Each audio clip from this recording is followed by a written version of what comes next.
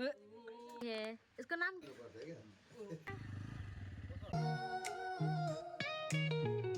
Guys आज हम आए हैं अपने मम्मी के घर।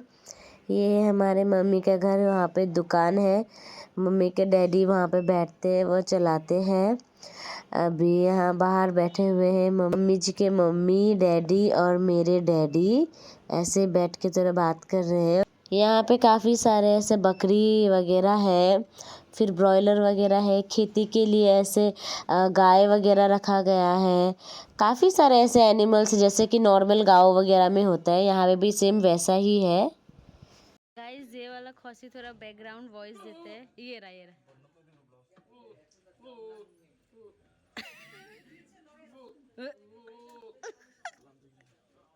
यहाँ पे छोटा सा डॉगी भी है। इसका नाम क्या है रे? कांचा ना कांची? कांचा। कांचा कांची कांची आओ मेरे व्लॉग में आओ। कांची इसका नाम है कांची। ये दोनों है कांचा कांची।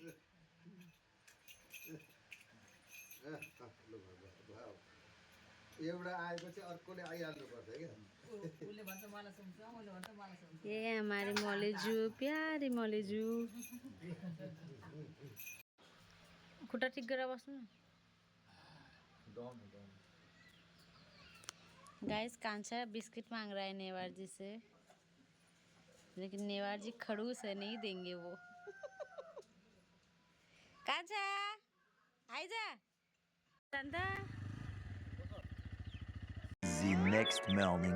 आज है विजयादशमी यानी कि last day of Durga Puja, और इस दिन हम नेपाली लोग दशहरा सेलिब्रेट करते हैं, जहाँ पे है ना बड़े लोग मतलब छोटे लोगों को ऐसा टीका लगा के आशीर्वाद देते हैं। और ये शादी के बाद मेरा फर्स्ट दशहरा है।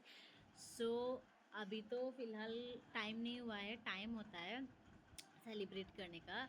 खाना वाना प्रिपेयर हो गया है क्योंकि मुझे इतना खाना बनाने नहीं आता है। तो मम्मी और दीदी ने ऑलमोस्ट चिकन मटन वटन जो मतलब बनता है वो सब कुछ बनाया, और मुझे बोला पनीर बनाने के लिए, तो मैंने अपना पनीर बनाया। और बर्तन वर्तन मैंने मांज दिए क्योंकि मुझे मतलब इतने लोगों का क्वांटिटी में खाना बनाने मुझे नहीं आता है, तो इसलिए मैंने बर्तन मांज दिए। तो अभी जस्ट मैं बैठी हूँ, अभी मैं रेडी होती हूँ। रेडी होने के बाद आप लोगों को सभी रिचुअल्स आप लोगों को दिखाऊंगी कि यहाँ पे नेवारी कल्चर में दशहरा कैसे सेलिब्रेट किया जाता है। ठीक है, अभी मैं रेडी हो चुकी हूँ। ये साड़ी खरीदते हुए कितना अच्छा तो नहीं लग रहा था, लेकिन अभी पहनने के बाद अच्छा ही लग रहा है। सो अभी हम दशहरा का रिचुअल स्टार्ट करेंगे। सबसे पहले ऐसे दिया जलाते हैं। ये हमारे बड़े डैडी है, मतलब कि मेरे डैडी के बड़े भैया है। और दशहरा में ऐसे हमारा टीका लगाया जाता है, बड़ों से स्टार्ट किया जाता है। तो यहाँ पे सबसे बड़ी हमारी दादी है, यानी कि मेरे डैडी की मम्मी जी है ये।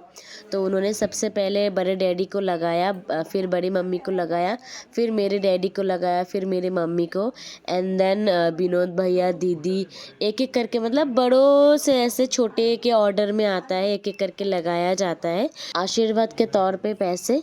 और ये ग्रीन कलर का जो लीव दिख रहा है आप लोगों को, उसको हम लोग जमारा बोलते हैं।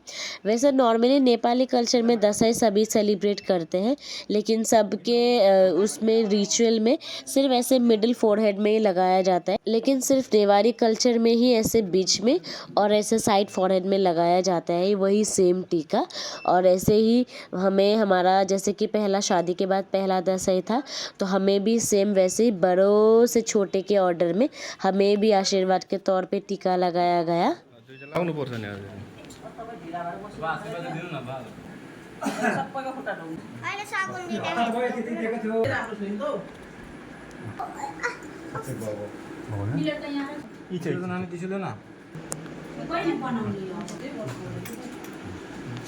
हमारे यहाँ शगुन भी प्रिपेयर किया जाता है।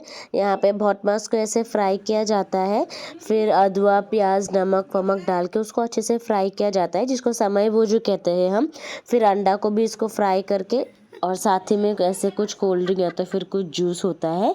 और ऐसे जो कन्याएं होती है उनके हाथों से दिया जाता है। वैसे जैसे कि आप देख सकते हो वैसे हाथ को क्रिस क्रॉस करके दिया जाता है और ऐसे करके मतलब प्रणाम करके आशीर्वाद लिया जाता है।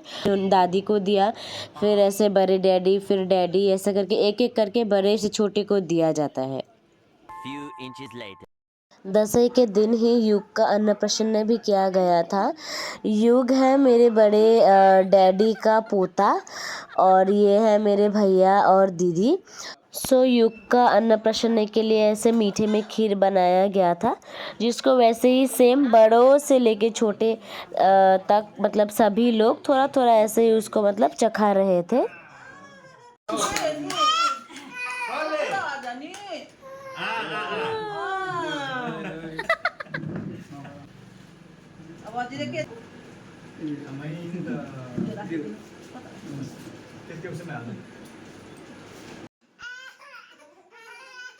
फिर युग ने अपने परदादी को खीर खिलाया क्योंकि दादी 84 साल की हो चुकी थी। सो गाइज ऐसे ही मनाया हमने दशहरा नेपाल।